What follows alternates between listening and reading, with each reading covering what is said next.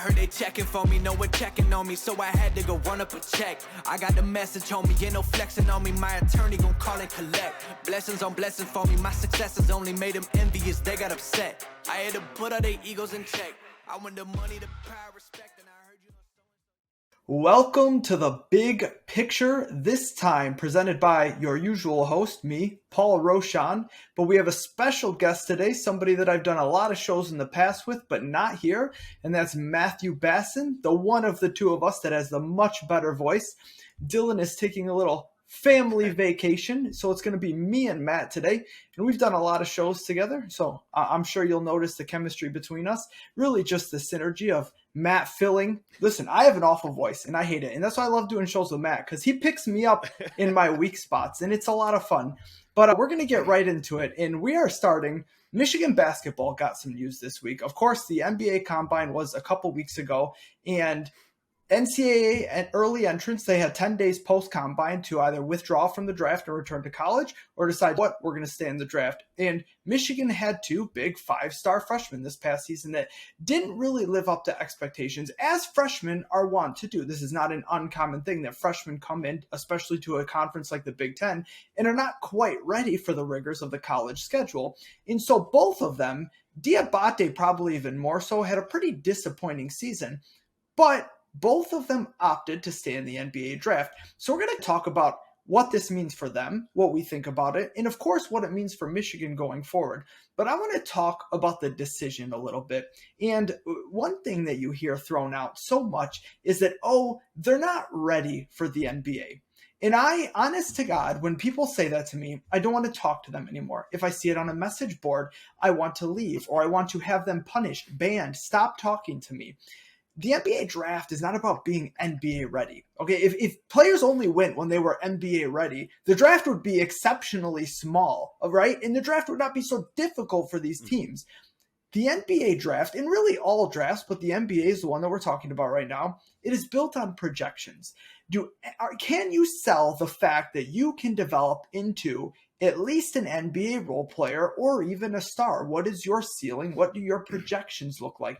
Now, in Diabate's case, this is going to be based on measurables, right? He's an elite athlete with elite size. So do teams think that that's a nice moldable piece of clay? In Houston's instance, he could be an elite shooter. He has really good size at the position he plays. So we're talking about developable traits. You look at Jordan Poole in the NBA Finals right now. What was the knock on him coming out of college? He wasn't close to NBA ready. His shot selection was horrible. He wasn't mature enough. He spent some time in the G League, and now teams are talking about, heads are talking, could this guy get a max contract? Is $20 million a year the floor for his next contract? So when we talk about these decisions, what we are not going to do is talk about whether they're NBA ready, because it doesn't matter at all. But that still doesn't mean that they made a good decision. Matt, I want to get you, the guest of the show, I want you to open up and tell me, one, were you surprised by these decisions at all? Did you really expect both of them to opt to forgo their college eligibility? And whether you were or were not, what did you think of the moves themselves? So I'm older. So the college game was very different when I was in my teens and then 20s, where unless you were a lottery, flat out, you are a top 10 pick. If your team didn't get to where you thought you should have been, you came back because you felt like you had unfinished business. For the most part, this is a blanket statement that I'm making for thousands of players, but it doesn't mean it's true for all of them. But for the most part, with the names that were going in the draft, unless they were lotteries, they came back because they didn't finish and accomplish what they came to accomplish. In Michigan's situation, you had a really up and down year. You won, you lost, you won, you lost, you won, you lost. You couldn't string together a bunch of wins until the NCAA tournament. And then you were one of the few Big Ten teams still standing at the Sweet 16. So I thought, based off of that everyone was going to come back. Maybe Hunter Dickinson would leave. Turns out he's the only one staying. But I thought everyone who could come back was going to come back because it looked like you figured it out finally. And I, wanted to see them come back and do this again. So when this decision was made, I wasn't stunned when I saw what Diabate did in the combine, where his second scrimmage, he puts up a double. And so he impressed a lot of the NBA execs that were there and really helped his stock. And then when Houstan, you start hearing the rumblings of this dude's been promised a somewhere in the 20s pick, which means he's not falling to the second round now, and the contract's going to be higher because he's still in the first round. Then I nodded my head to that one, like, okay, if he's really been promised that and he believes that from everything he's hearing, then I guess it makes sense. As far as developing what part of their games they still need to, look, no one can shoot that when they're coming right out of college. It's very rare you got a guy who's NBA ready when it comes to shooting. So obviously they're both going to need, time to work on their shooting. Are you going to get better coaching in the NBA versus, and if you are not in the NBA, are you going to get better coaching in the G League versus college? And that's where you have to you have to do your pros and cons to weigh that out for yourself. They both feel like no matter what, they're going to have a better situation going pro right now than staying in Michigan, which is great for them if it pans out. Not so great for Michigan, who have no one coming back from their starting five except for Hunter now. And that's the promise. That's one thing that got thrown out a lot. And I can just about guarantee, I know it was the big thing when he said, I'm not going to do the combine. I'm declining my combine invite. And people are like, oh, he must have a promise that he's going to go early. I don't buy that. And people I've spoken to do not buy that and have not heard anything of the sort. People around him, people around the program. And the reason it doesn't make a lot of sense is it's so early in the process. And especially when you're talking about teams that pick in the 20s, we're talking late first round, because he's not Caleb Houston's not a projected lottery pick, of course. So when we're talking about teams picking there, to make a promise to someone who they have not even had we're talking pre-team workouts, no combine, no team workouts, no private workouts, nothing like that. And to say, you know what, I don't care who's on the board, we're going to take you. That just doesn't really happen that much. And this is something that fans talk about a lot. It gets tossed around in the media a little bit, but it's something that's very rare, especially for a player like Houstan. Yeah, it would be easy for a team picking in the 20s to tell Paolo Banchero, hey, if you're there at 22, we're going to take you. I promise we're going to take you. Because he's not going to be there, of course. He's going in the top 3 of the NBA draft. It's not going to happen. You're not telling a guy, especially this early in the process, like Caleb Houstan, that you're going to pick him there. Skipping the combine was a calculated and good decision by his handlers, because Caleb Houstan does not have good athleticism. He's not going to have a good vert. He's not going to be fast. He's not going to kill the drills. He is coming in and hoping to be an elite shooter at the next level. That's his calling card. He wants to be a Klay Thompson. That's what he is going to the NBA to try to emulate, is Klay Thompson. The combine is not going to help his stock. It can only hurt his stock. Where he can help himself is go do the individual drills at team workouts, show them your shooting stuff, show off your strengths, showcase your strengths. People have said that, and really for both players, clearly, of course, now in hindsight, but even before the season started, both of these players were coming here with the idea to play a year and then go pro. The only reason this ever was a question is because both of them had, as I said at the beginning of the show, somewhat disappointing seasons as far as their expectations, but they're freshmen and they're young, okay? So they're not always going to take right away. It's why veteran teams win in the NCAA tournament more than freshman-led and star teams, because you need to develop to play at this level. So you knew there were going to be hiccups. And I know people I had spoken to before the season, we're talking preseason, they said that the coaching staff, when they got these players in, before we start actually playing games, when they're going through practices, they didn't view anybody on the team as a one-and-done player. They didn't think anybody in this class was going to be NBA ready after a season. Talent-wise, game ready. That didn't mean that they weren't going to go pro. And as we've seen lately, the trend is go pro as soon as you're able to. And there's many reasons you would do this. People, especially fans, they always look at this from just a playing basketball perspective. But you have to understand, and especially in the case of, these are not kids that grew up in America. Moussa Diabate, he came from overseas. Caleb Houstan, he came from Canada. So they're not ingrained here. It's in technically America. It's Northern America. Yeah, he played at it is North America. Did Caleb Houstan play at Montverde or IMG? You play for IMG or? Yeah. No, I think it was Montverde. It might have been Montverde. It was one of the powerhouse basketball programs in the country. But he was from Canada, and he actually had to kind of reclassify, although he was of age of a normal high school. He's from Ontario. Like America senior. It's basically Detroit. But They can't make NIL money because they came here, they're from overseas, they're on a visa. The NIL thing's hard. It's more difficult. We've talked about this on previous shows. They are not necessarily coming here for the education, of course. Their plan is to be one and done.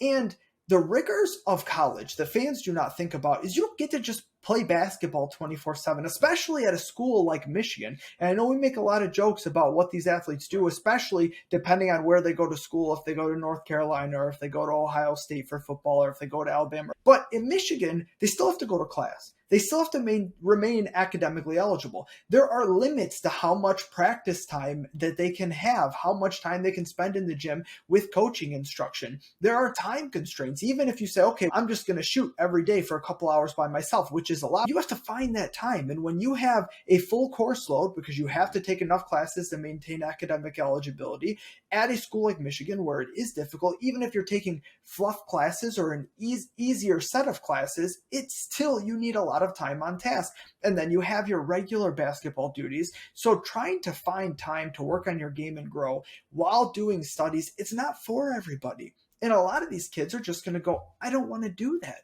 And I don't blame them. Listen, I didn't want to work and go to college. I quit college earlier than my original intention because I worked a full-time job and I didn't feel like doing both. It was too much. I wanted to get married. I wanted to do different things with my life. I didn't want classes weighing down my everyday life. So I can totally understand how a kid who already planned to be one and done, even though the season didn't go according to plan, these, you know what, I'm ready to take the next level. Now, something you mentioned is coaching. Could they get better coaching in the G League than Michigan? That is highly doubtful. Juwan, I would say, has an exceptional coaching staff. He's a very good coach himself. We've seen what he's been able to do with players in the short time he's been here. Look at you take a guy like Hunter Dickinson, who was able at the hardest position, especially to come in the Big Ten, where we are known for our centers, to come in and have such a good freshman season the way he did, and then the improvements he made in the offseason to his sophomore year. Juwan, he can develop players in this coaching staff of extremely experienced coaching staff. Sadi Washington, Phil Martelli, these are very good coaches. Are you going to get that same quality in the G League? Probably not. But at the same time, these kids know what they need to work on. And it's not just about coaching, it's about time on task and developing skills. Talk about Moussa Diabate. I want to hear your opinion on him because my opinion, basketball-wise, is harsh. Look, he has a lot of the good things that can't be taught. Like you said, he's long. He's athletic. He's got a 7'2" wingspan on a 6'10" body. He's got a really good motor, which is a great thing to have. You got a guy that goes hard and doesn't stop.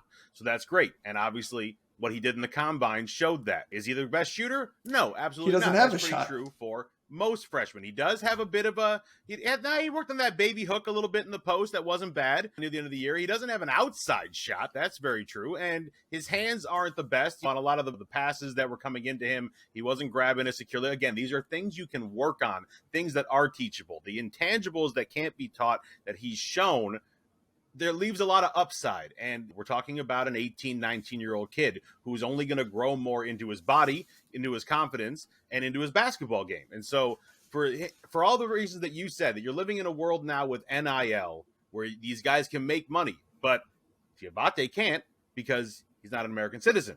So there's reason for him when he shows out at the combine and he does well. And I think really for him more than, obviously Houstan didn't go to the combine, but I think the combine sold it for him. If he didn't do well at the combine, I think there's a really big chance that Diabate comes back to Michigan for a second year. He did pretty well in the combine. He showed out pretty well. He double-double in his second scrimmage. The final scrimmage, the last thing they see from him is him putting up 10 points and 11 rebounds in so many minutes. So there's enough there that they see what he could become. Will he become it? We have no idea. But I understand the decision for him, and I think 3-4 years down the line, we're gonna see it pan out for him. I don't think this is not going to be a right away thing where we hear a bunch from him next season. Diabate was definitely for me the more surprising of the two, and I would classify this as a poor decision. I'm not going to crucify anybody that goes pro early. I just think it's going to be very difficult for him to develop and actually crack an NBA rotation. So the problem with Diabate is very simple. He has next to no basketball skills. He is a very large, very elite athlete. He's extremely tall. He's close to 7 feet. He can leap out of the building. He's pretty quick. Because of that, he has good defensive tools, which of course is a good way to see the floor. You got to be able to hang on the defensive end. But at the same time, he is a black hole on offense. Every time, and we're talking about against college kids, every time he touched the ball, I'm just waiting for something bad to happen, whether it's a turnover, a mishandled pass, a shot that he's just not capable of making, that he's taking. Even at the rim, someone that you'd think that has the size and athleticism that he has, that he would just be able to punish people at the rim. And listen, he's got to grow into his body a little bit. He's very young, he's very tall, he's got that extremely that Chet Holmgren body. He's got to grow into it, but he doesn't have any of the skills Chet Holmgren has, and that's the problem. He lacks fundamental basketball skills across the board, whether it's shooting, whether it's touch around the rim, whether it's basketball IQ, whether it's working within the offense and getting open looks and getting there. As you mentioned, his hands are not the best. Honest to God, if you, for such a large guy with big hands, you'd think you'd be able to hold on to the ball a little better, but every time an entry pass was an adventure with him. And of course, there's no shooting at all, which, listen, a lot of bigs, and like you said, especially coming out of college, young kids, they don't have the shooting yet. But what concerns me is I have not seen signs of it yet. Like, I don't see a good stroke. So Max Christie from MSU went pro kind of surprisingly. He decided to stay in the draft, and he didn't shoot that well at MSU. But what I can say with him is I like his mechanics. I like the way he shoots the ball. I like the way that he has a nice stroke, something that I think down the line he could be a very good shooter. I don't see that with Diabate. You hope to God that he can be a shooter that just occasionally can make someone defend him past 6 feet from the rim, but I haven't seen it yet. So we talk about, really, to me, all he has is his athleticism and size, which, don't get me wrong, are huge pluses when you're projecting, but he has got to start developing basketball skills.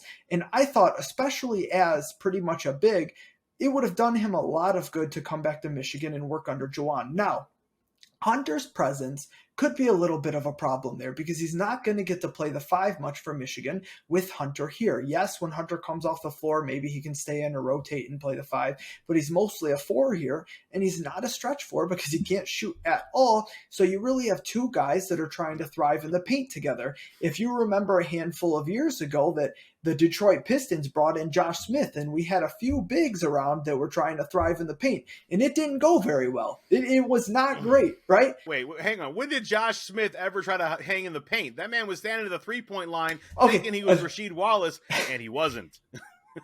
He should have been thriving in the paint. That was what he was good at. He should have been thriving in the paint. But listen, we had the Moose, okay? And we had, do we have Andre Drummond, the Moose, and Josh Smith, right? Yeah. You can't do it. It doesn't work. Yes. Your front court is just too clogged. It's too room. clogged. You can't do it. So there's between Greg Monroe, Andre Drummond, and now you got Josh Smith, whose best work came in the paint, whether he wanted it to or not. It just couldn't work out. Diabate probably looks at that a little bit and says, I'm not going to get to showcase. I need to be a 5 because he can't shoot. He doesn't have those skills, so he needs to be a 5. But even as a 5 in the NBA, he's small right now. He's got to develop. Defending 5s is going to be hard for him because of his build. He has a lot of question marks where Caleb Houstan, and this is... So he's Rudy Gobert, but a little bit smaller. Oh, no. Rudy Gobert has a lot of basketball skill. He doesn't have the athleticism. He has basketball skill. And he's a great defender. He can't shoot. He can't shoot. He can shoot free throws. The stroke is there a little bit because he can shoot free throws like nobody's business. So he can shoot a little bit. But let's get into what we expect from these kids. So and let's start. We've spent a lot of time on Diabate. So let's start with him because we've kind of talked about why this may have not been the best decision for him. But you said you could see in 3-4 years, I believe was what you said, that this panning out for him. So tell me that path. Okay, so that path is me expecting him to grow and to learn. Look, there's one common problem with everything we've talked about with Diabate. It's his hands. These are causing a problem. He doesn't know how to use them yet. He's 18, 19 years old. In 3 years of being in the G League, maybe getting 10-day contracts, whatever, going back and forth, where he's going to learn how to use his hands. I'd put him on dribbling drills immediately just to get him to have some confidence with his hands. Is he going to dribble much? Absolutely not. He is not a ball handler.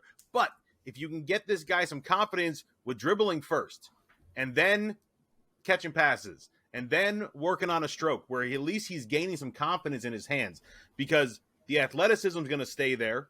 bearing any injuries, and God willing, that won't happen. But that athleticism is going to translate for the most part for him to being at least good enough defensively because of the motor that comes with the athleticism that he has and that he does try hard. So he can keep himself relevant between G League and 10-day contracts for his defense. And the offense can be taught enough to where he could be a backup center in the NBA, making a nice living, 5-year contract at, $4 to $5 million a year, $25 million. You can live off that. So like I don't know if he can, I'm not saying that's his ceiling. That's just what I'm expecting, 3 years, 4 years down the line where he's gotten some work and gotten some confidence in his hands. That's my expectation of having that time to work with the G League and maybe short contracts in the NBA to get him to a point where in 4 or 5 years from now, maybe he does become one of those guys. If you don't have anybody in mind, it's fine. But do you have a player comp for him?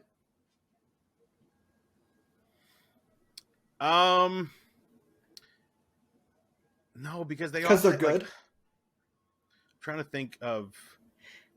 Well, no, like I was thinking, but they're better defensively than him. Like I'm trying to think of some guys that were long and lengthy, like a Hashim Thabit, but he was taller and longer. Like that's not going to work. And his hands were a little bit better, but he still wasn't great with his hands. I'm trying to think of a center that has that build that wasn't great with his hands that worked his way into the league. See, to me, Moussa is a very poor man's Jaren Jackson Jr.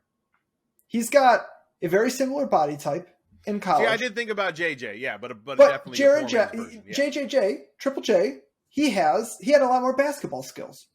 And he struggled his first year in college. He did. But it didn't stop him from being the 4th overall pick because of his skills. But he can shoot the ball a lot better than Moussa can. He absolutely can. If he could do it consistently, he'd be a star in the NBA. But he's not. He struggled because he's very inconsistent. He's a little all over the place. But to me, his worst is almost like Moussa's ceiling, unless he develops a shot out of nowhere. And that's if everything goes right. Like you're hoping to be the worst of Triple J. And that's the problem to me. And that's why I didn't like this decision, right? And I could see him. He'll probably go in the second round because of his size and athleticism, but it would not be a shock if he went undrafted. It would be more surprising if he went in the first round than if he went undrafted. And that's where we could. I don't think he's going in the first round. No, that's what I'm saying. It's not going to happen at all. It's absolutely not going to happen. That's what I'm kind of getting at. And that's why I don't love this decision for him, because do more. Listen, we talked about the NIL stuff, and it's harder for him to capitalize on it. He came from overseas. He's on a student visa. But as we've seen recently with Kentucky, the number 1 player in basketball, not from America, on a student visa, they made it work. Like they've jumped through the hoops, and he is going to be able to collect NIL money. And you just had the National Player of the Year return to college when he maybe could have been a lottery pick, maybe, right? And him returning, that opens the door. And you think, well, maybe Moussa, and he's young still, maybe he would have been better off developing skills, become a star in college, work on being able to capitalize on NIL, go through that process, maybe make that money and showcase yourself to set yourself up for a better run in the NBA. Again, this one, it's not, I didn't like this decision. The one that I really wish returned, and I don't want to poo-poo Moussa Diabate, and I hope that he has an awesome NBA career. I just think he has an uphill battle. But the one I was more concerned about losing, because let's be honest, Moussa didn't give us a lot outside of in spurts defense last season. I wanted Caleb Houstan to return because we need shooting bad, and I think he can be an absolutely elite shooter. And because of that, his decision to go pro makes a lot more sense because he has a very clear projectable role for NBA teams. He is the kind of player that can go at the end of the first round, from the 20s to 30, of course, at the end of the first round, or sometime in the second. Like, he's going to get drafted. There's no doubt about that. Caleb Houston's not going undrafted, and he has a shot to go at the end of the first round.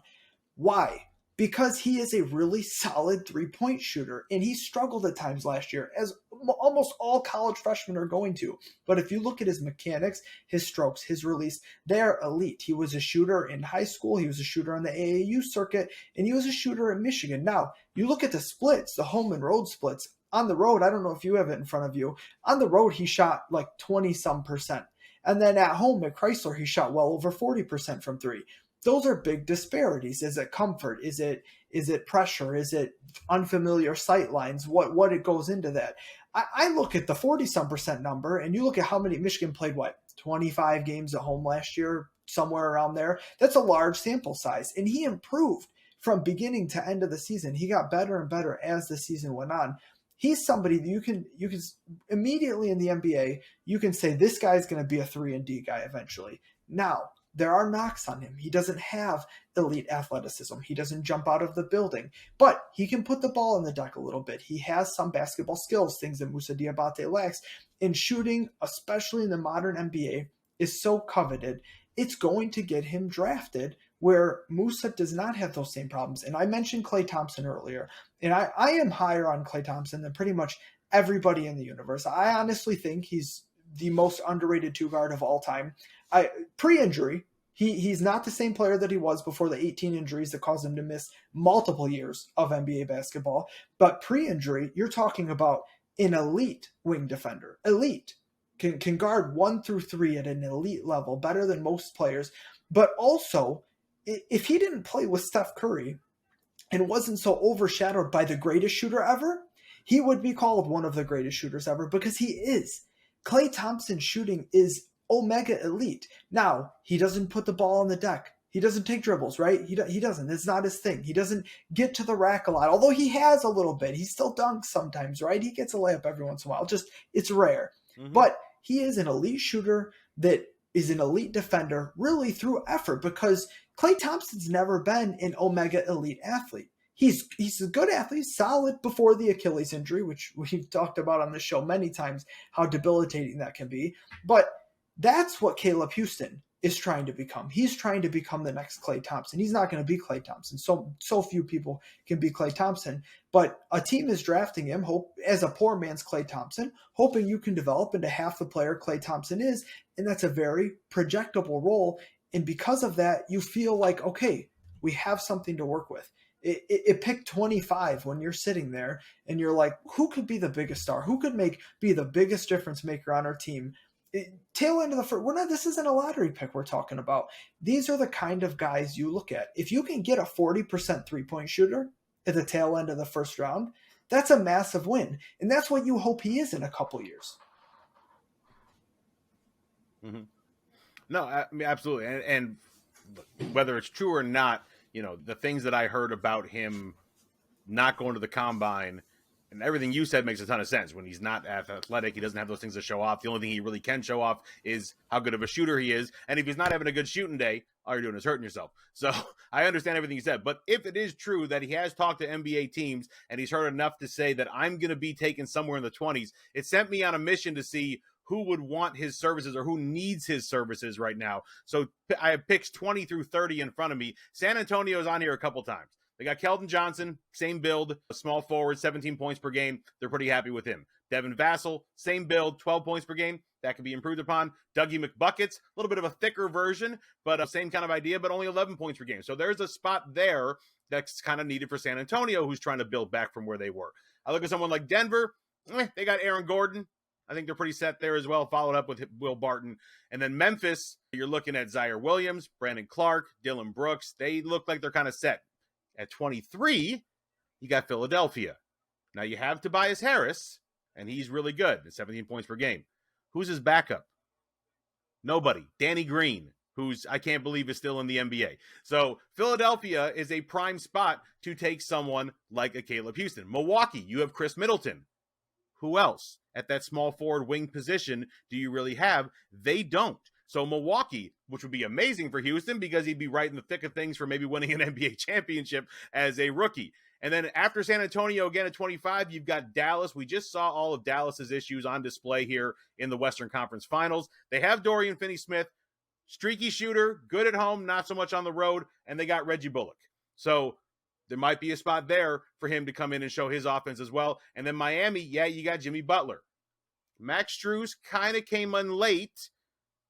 I don't know if that's enough to keep him. Caleb Martin, 9 points per game, not really someone that they're thriving on as well. And at the very, very end of the first round, you got Oklahoma City with the trade from Phoenix. So Oklahoma City with their third pick in the first round. Look, Oklahoma City needs everybody, all right? Their team is just terrible. So there are plenty of opportunities for the rumor to be true of him being told he's going to be taken in the 20s, because there are 4 or 5 legitimate teams that have the needs of his services, even though he's not ready for that spot yet.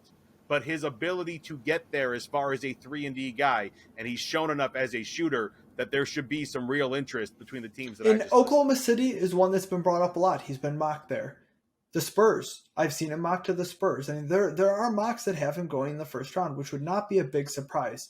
What is a little bit of a surprise is a few weeks ago, Michigan looked like they may be returning a title contending team. There were a lot of thoughts out there that both Moussa and Houstan could return. And then people thought we were going to get Terrence Shannon Jr. as a transfer. And obviously that debacle happened that we've talked about on the show. And a lot of things have kind of fallen apart. And now you didn't get Terrence Shannon. He had to go to Illinois because of credit issues, because he kind of got dinked around by his coach in his program, really, in Houston. And then you lost Houstan, you lost Moussa Diabate.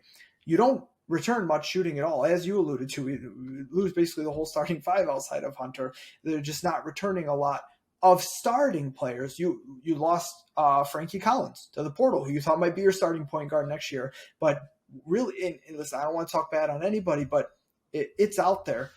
Genuinely being basically afraid of competition, that he did not want to have to compete for the starting point guard role. And we brought in a combo guard from the Ivy League, and he didn't like that. And that's like, come on, man, really? But so he ends up bolting. And now you look at a Michigan team that has some experience, that returns one of the best players in college basketball. Hunter Dickinson's awesome. Coming into his 3rd season, you have huge expectations for him. You expect him to be talked about for player of the year, not win player of the year, but be in that conversation, be in like a top 10 player in all of college basketball. That's your expectations for him, very high. You have plenty of talent behind him. You had a really good recruiting class last year, and the only people you lost were the ones that we just talked about for a half hour. And then you have a good recruiting class coming in. You expect guys to take steps, the Kobe Buffkins of the world. Like I said, we got a transfer from the Ivy League, a nice little combo guards, a decent 3-point shooter. That's something Michigan lacks a ton, though, is shooting. And to really take advantage of a player like Hunter Dickinson, you want shooting. Who's going to play point guard for you next year now? Is it your new transfer? Is Doug McDaniel ready as a true freshman? Probably not. Like, you're kind of thin there. But at the same time, Michigan's going to pursue other players. We have plenty of open roster spots. Jed Howard, is he going to come in? Coach's son. He very highly touted, borderline 5-star kid, very good shooter, can put the ball on the deck a little bit. Really is a small forward, but can play some point if you need it. How much impact are you going to get out of your freshmen, your sophomores? Are they going to develop from last year? Guys that have seemingly been here for a while. T. Willie, right? Like Terence Williams, a fan favorite, an energy guy off the bench. Well, now he's probably going to start where Moussa was starting. And what's he going to give you? What's his development going to look like? This is going to be his 3rd season now. So a lot of question marks for Michigan outside of Hunter Dickinson. A lot of question marks about what this starting lineup's going to be. What do you think really, obviously this affects their plans as far as they don't know their starting lineup, which a month ago you could have penciled in a full starting lineup, that now you have one player penciled in from that starting lineup. So obviously that's a lot different, and they're taking a talent and depth hit. But this, you expect to, I think, to still be a tourney team, but where at? Where is this team going to be able to improve on what they did last year? Are they trying to tread water? You don't want to waste having a talent like Hunter Dickinson for 3 seasons. Where do you see this team at with these departures? Well, I mean, when we say that all you have coming back now is Hunter Dickinson, Michigan knew that they were losing 2 of their guys already. You knew Devontae Jones wasn't coming back. You knew Eli Brooks wasn't coming back. They were done, and Michigan knew that. So there was 2 spots they've already been mentally preparing and looking into how are they going to fill. So it's not like Michigan just says, oh, my God, now we got to fill 4 spots, and we don't know what we're doing. No.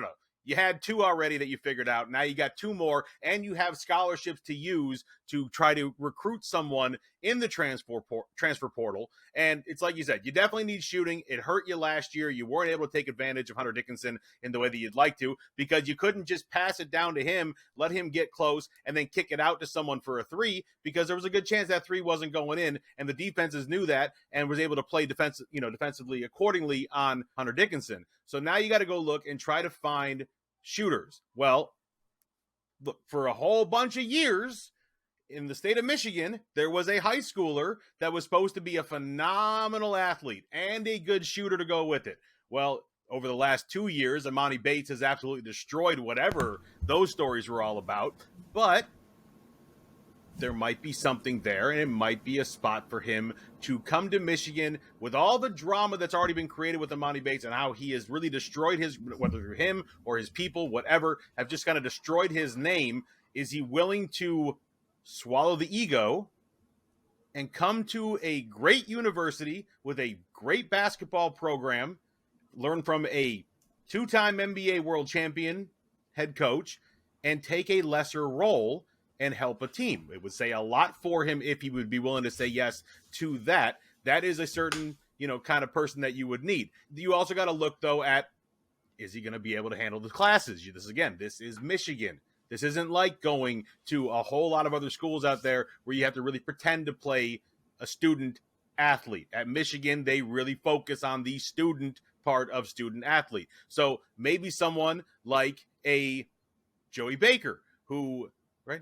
Yeah, Joey Baker, who spent his years at Duke, another prestigious university. So you know that at least he has the student part down. Come over as a graduate transfer, give him more minutes, because he played very few minutes at Duke. He was able to score in those minutes he was in, but he didn't get the playing time. Maybe that's a good fit for Michigan, where you're going to get someone that at least is going to be taking care of the student part and not have to deal with eligibility issues of playing basketball for Michigan, as opposed to wasting a transfer portal spot on someone like maybe Emoni Bates, who might not take the student part seriously enough, and then you don't get to play with him anyway. I think it's fascinating that you mentioned the Emoni Bates thing. I have it on absolute certain word that Michigan, this entire process, has had no interest in bringing in Emoni Bates. They wanted nothing to do with him. Mm-hmm. And this is interesting on several fronts. One, as we saw when Amani announced that he was transferring from Memphis in Penny Hardaway's cancer culture. And listen, I'm not a fan of Memphis. I'm not a fan of what they've built down there, how they've done it. And I think they're underperforming the talent they have. It is a very clear reason why, in the ways that they've gotten that talent. #NIL, but before NIL, honestly. Once he announced he was transferring, he's all these schools, right? Like, this is my top 8, my top 10, whatever it is, throws out every single blue blood there is. Well, as we come to find out, none of these schools were really interested in him. And not long ago, I heard that, he could end up at an Eastern, a school like Eastern Michigan, right? Like, we're talking about Emoni Bates, that a couple years ago was considered the next LeBron James, okay? This is a kid that was not just, listen, a few years ago, he was the number 1 recruit in the entire country, including all classes, the classes that were older than him, the classes that were younger than him. He was like a surefire superstar. People thought this kid's probably not even going to go to college. He might go overseas. He might sit out. He might do the G League thing, whatever. He's probably not even going to go to college. If he goes to college, everyone's swooning over him. Every blue blood is recruiting him. He ends up committing to Michigan State and Tom Izzo's storied program. Obviously, the decommitment followed, and he ended up at Memphis with Penny Hardaway, as we discussed. But this is a kid that was on top of the basketball world. The problem is the way that he's been handled, and it's hard. And Michigan State fans especially, they do not like Emoni Bates. But I would like to just a little perspective here for a moment that Emoni Bates is a kid. And I know that he's 18, 19, I think he's 18 now, because he reclassified. He ended up going to college early when he should have been a senior in high school from Bates Prep Academy, which his family, of course, founded and threw together. He ended up reclassifying to come to college early. So all these struggles that he's had, everything he's adult, not even an adult yet. We're talking about he should still be a senior in high school. And this is a kid who for so many years now has been handled with a very clear goal by his family of get him to the NBA, make as much money as soon as possible. And that it has been transparent to anyone around them. This is the goal. This is what we're doing. And we are talking about handlers and a family and people around him that are so hyper involved that these people are going to practices, college practices. They're complaining to the coaches, like, why aren't you doing this? Why aren't you doing that? I mean, can you imagine for a second someone sitting at every practice with Tom Izzo, and then after practice, the parents are grumbling to Tom Izzo about what you did and did not do with my son? Can you even fathom that possibility? Because this is what was going on in Memphis. And so these are the level of people that we're dealing with. And when you are, Emoni Bates was very famous, very young. Is a 14, 15-year-old kid. He was considered the best basketball, high school player in America. And he got that LeBron status, right? Cover of Sports Illustrated, the next chosen one, all this stuff that comes with it. And you're still a kid, right? You still do what mom and dad tell you to do. You lean on the adults in your life for guidance. When the adults in your life are making mistakes, are not doing things that are necessarily in your best interest, and are trying to have such an iron hold control of what goes on, instead of passing you off to coaches who this is their job, it's going to be difficult. It is going, and listen, his game has stagnated. His game has not grown much since he was 15 years old. It's absolutely stagnated. And that's the biggest problem. He really was that good at 15. The problem is he's not much better now. And now he's playing against 18, 19, 20, 21, 22-year-olds, right? Guys that have a lot of experience, have a lot of want to. How do you handle that mentally? How do you grow your skills in that environment? How do you do that under the thumb of your handlers who are involved in every decision in your life? And then you throw in kind of a wrench in the situation. Emoni Bates' dad and Jed Howard are friends. I would call them friends. They are certainly very familiar with each other. They have had a relationship for a long time. If you want to get in how friendly they are, but I would call them friends. And you look at Emoni Bates' recruitment coming into college, Michigan didn't really recruit him. Yeah, we did the ceremonial stuff. We offered him a scholarship. He came to a couple games or whatever, but we never pursued him hard. And you never heard, and if you had spoke to anyone around the program, it was never, is Amani in play? What can we do to get Amani? Jed Howard wasn't really interested in Emoni Bates out of high school. So if you look at in your backyard, we're talking Ypsilanti is 5 minutes east of Ann Arbor, okay? It's in your backyard. You know the family. You've known the family for a long time. This kid is considered one of the greatest prospects of a generation. And you're not recruiting him that hard? There's reasons, right? And I think the reasons are clear. Jed Howard is cut from a similar cloth to Izzo in the regard of, you're not going to have some kid's family calling the shots. If you're coming to play for me, Jed Howard, if you're coming to play for me, Tom Izzo, this is what we're doing and how we're doing it. It's clear why they parted ways, why he didn't end up at Michigan State. And I respect Izzo for that. I absolutely do. But is that going to change? Because now all of your NBA hopes and dreams, he would be undrafted if he went to the NBA right now. He doesn't have it. No one's taking him right now. Right. No, his pro dream right now is Europe. So is there enough of a course correction where his family and the people around him say, okay, we got to do things a little differently. We have to swallow our pride. We have to take a step back, and we have to do whatever it's going to take. Because if not, he's going to go play for a school like Eastern or a school like Oakland University. And is that going to get him the best shot at the next level? Probably not. But I can tell you Jed Howard is not going to take him as is. Jed Howard is not going to deal with what Penny Hardaway dealt with at Memphis. And listen, Penny was done with it. To Penny's credit, who I don't like very much, he was over it. He didn't want nothing to do with it after a while. He was done. He's like, I'm not doing this anymore. You're not going to be able to come and sit at Michigan's practices, mom and dad. It's not going to happen. Emoni Bates wants to go to Michigan. He wants to go to the biggest school that is going to have him and can actually develop him. But those schools that were clamoring on his doors a year or 2 years ago, they're not there anymore. The Dukes of the world don't want you anymore. So you either have to change a lot, swallow your pride, and go accept, as you said, a lesser role at a school like Michigan, a role where you're not even guaranteed a starting job. You have to come in, put your head down, and grind.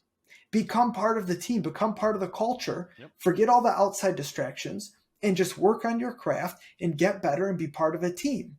And if you're not willing to do that, you're going to end up at Eastern. And God bless you, and I hope the best for you. But those are your options right now. And I don't know which way this is going to go. Because right now, there have been no indications that Michigan has changed their stance. But there is a need. And with pending departures, listen, I can tell you right now, Amani's family has had several discussions with Juwan himself. Like, the discussions have been had. Juwan didn't say, hey, come on, you can come play for me. Is that going to change? There have been rumblings, but I have heard nothing concrete from anybody, especially regarding Michigan's interest. We know Amani would like to come to Michigan. He might not have said that himself, but we know this to be true. But the other side, it takes two to tango. And is Juwan going to look at it and be like, you know what? I would like to help this kid. Can we work something out? We do have a need now. We have several open spots. We need shooting. Amani can shoot the ball. He shot 35% at Memphis last year on horrible shot selection and in not a great situation. So could it work out? It could. And listen, at this point, I'm for it, right? Because, one, we don't have a lot to lose anymore. We don't. And it would be funny. The storylines would be great. When he goes to East Lansing, he will be booed more than anybody's ever been booed in college basketball. It will be Christian Laettner levels of hate. Okay. I know few sports figures hated as much by Michigan State fans. And if he goes to Michigan to top it off and then comes to East Lansing to play a game, oh my goodness. It's like him and Mike Hart. Probably like right here, like we should bring them both in. Like y'all should, if he goes to Michigan, y'all should just bring Mike Hart as well for that road game at East Lansing, just to get it all over with in one shot. You have Amani out there, you got Mike Hart, they both waving, and just let all the boos rain down from the I-zone. No, it would be an absolute blast. And listen, if Michigan gets even a contributing bench player out of it, that's a win for them. That is a win for Michigan because you need depth. You need someone that can come in and shoot the rock a little bit. But again, is Amani going to be willing to come in and take that role? Are his parents and his handlers going to be willing to step back and do what is necessary for him to go to a school coached by somebody like Jed Howard? And that's, at the end of the day, that's it. I find this whole thing fascinating. At the beginning of the offseason, I also wanted nothing to do with him because I'm looking at, listen, if we return all these guys and we bring another guy or two in, this is a contending team. Like, I'm not upsetting that balance. We don't need him. We don't have a need for him. I don't want anything to do with him. Plus, he wasn't that good. It's not like his talent, his star is waning. Okay? You're not bringing in necessarily an elite college player. He just might not be that good. We don't know yet. So now things have changed. We lost a bunch of guys. We didn't get some transfers we thought we were going to. We don't look like a team that's a Final Four contender yet. So now you can take a shot and maybe help a family friend. And have great storylines to boot, because I would certainly love to talk about it. If we get Amani, we'll talk about it a lot more on the show. But as of right now, there's been no indication that that's going to happen or is in the works. I will update you guys if I hear anything, but you'll probably hear it first because it's going to be all over the internet. I mean, listen, do you remember a few weeks ago, Amani was pictured, I think, at an AAU tournament with Jed Howard was there to watch. Amani came, he got his picture with him, whatever. Actually, I think it was more than a few weeks ago. This blew up, like, all over the internet. Everyone's like, oh, Amani's going to Michigan. Amani's going to Michigan. This stuff goes crazy. Like, and people just, it's a fit that makes sense on the surface, but there's so much more to it. And do not jump to conclusions. I heard a lot of the same thing with the Louisville stuff. A couple weeks ago, he was headed to Louisville. And I told you guys privately, I said, listen, this is not in the works. Like, this isn't happening. I know that some people put that out there. There's some publications that they like to run stuff that, without a lot of facts. You know, they hear little snippets and they run stories and they'll get on Twitter and they'll get on Spotify and they'll be like, this is what I heard, and not necessarily have a lot of substance to it.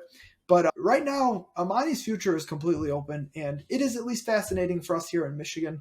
It would be interesting to watch. I have a question for you personally, being a Michigan State fan, but being a level-headed one.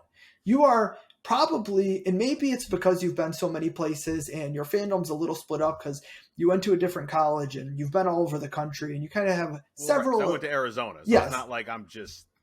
You grew up a Michigan State fan, but ended up in Arizona. You've lived in California. You've lived in Boston. You live in the South now. So you've gained a lot of perspective. And of course, you've worked in sports for a long time. So you are among the people we hang out with, probably the most level-headed of all of us. What do you think about, I never got the hate from you for Amani. Disappointment maybe at the decisions he made, especially when he spurned Izzo. Yeah. But how would you feel if he goes to Michigan, whether he performs well or not? Is this a kid that you're hoping things pan out? Is this a kid whose failures you're laughing at? Like my co-host Dylan, who we will talk about when he comes back, he will be laughing at Amani's failures if he comes to Michigan. Like he'll be cackling with glee. Right. But you, how do you view? Are you just kind of laissez-faire, like whatever? No, look, I don't wish ill on the kid, literally, because that's what he is. He's a kid. And when you're a kid, you listen to whoever it is that you listen to. Usually it's your parents. Some people it's their grandparents, uncles, whatever. You listen to generally older family members whose care, they're in charge of your care. So you follow the rules, you listen to them.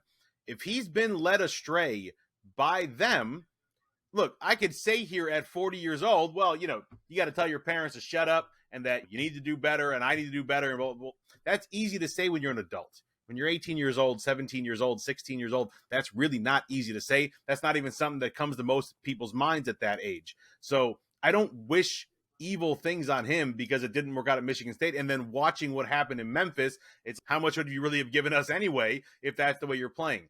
If this comes down to an attitude adjustment and a swallowing of the pride of looking at his parents and saying, what you've done, what we've done hasn't worked. And now we're where we are.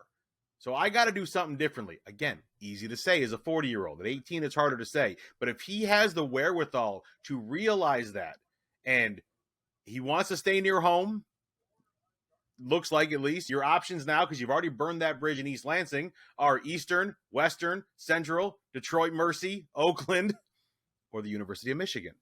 And if you can get that spot at the University of Michigan, then do everything you can to be the person they need you to be, because now they need you. They didn't need you before. But with Diabate and Houstan gone, now they need you. Now they're trying to replace 4 bodies in the starting lineup. And you do offer something that they can take advantage of if you are willing to put the hard work in to develop it better. And that includes swallowing your pride, understanding you don't have a starting role here. You are going to work for it's a prove it deal, basically, in the NFL, with the wide receiver gets a 1-year, $10 million deal like DJ Chark. You got a prove it deal. That's how you should look at this if you're Emoni Bates. I don't wish ill on him. Of course, I will boo him when he comes to East Lansing wearing maize and blue. That's just because he went to Michigan. That's just the normal thing for me. I have nothing against him personally, and I would love to see him turn it around, because the kid I saw 3 years ago in video was amazing to watch, and I would love to see an adult version of that. He was fun, man. He did it without the major athleticism. He's 6'8", 6'9". He doesn't even dunk that effortlessly. Like, he can dunk, of course, but it is not effortless for him because he doesn't have otherworldly athleticism. But he had so much basketball skill at such a young age that was fun to watch. In projecting going forward, you thought you hope for progress. People said at 15 he was better than LeBron was at 15, which, listen, that might be a little bit of a stretch and recency bias, but it could have been true too, because everyone peaks at different ages. Many people say that because LeBron at 15 wasn't known. Yeah, LeBron didn't hit the scene until 16. So Amani, they got to Amani at 14. They'd already think LeBron had a growth spurt at 15, 16, and now started filling into a more man's-like body at a 16-year-old. It was ridiculous. But before that, he wasn't as known because he wasn't the LeBron you're picturing now. And it was funny when you said DJ Chark too, because you said the 1-year prove-it deal, and immediately that was my first thought. I was like, DJ Chark, Emoni Bates can be our DJ Chark. Big fan of both. No, I hope things work out for Amani wherever he goes, because to me it's kind of sad. It's really just a sad thing to me, and I hate to see wasted talent, especially for reasons that are as ridiculous as they are. And I would like to see him, whether he can be a difference maker or not, I would like to see him develop to his potential and see what he can do at the next level, even if he never makes it to the NBA. But that is all we have time for today. Matt, thank you so much for joining us. People, you can tell us, listen, should Matt be a permanent replacement of Dylan's? Did he do it? No, I'm just playing. I'm playing.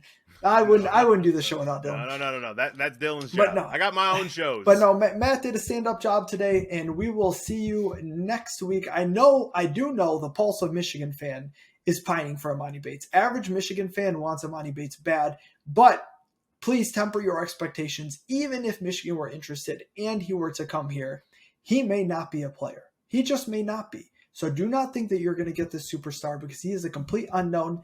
And that's the end of our show. Man on a mission, I'ma get it. You know I be on a what? Yeah.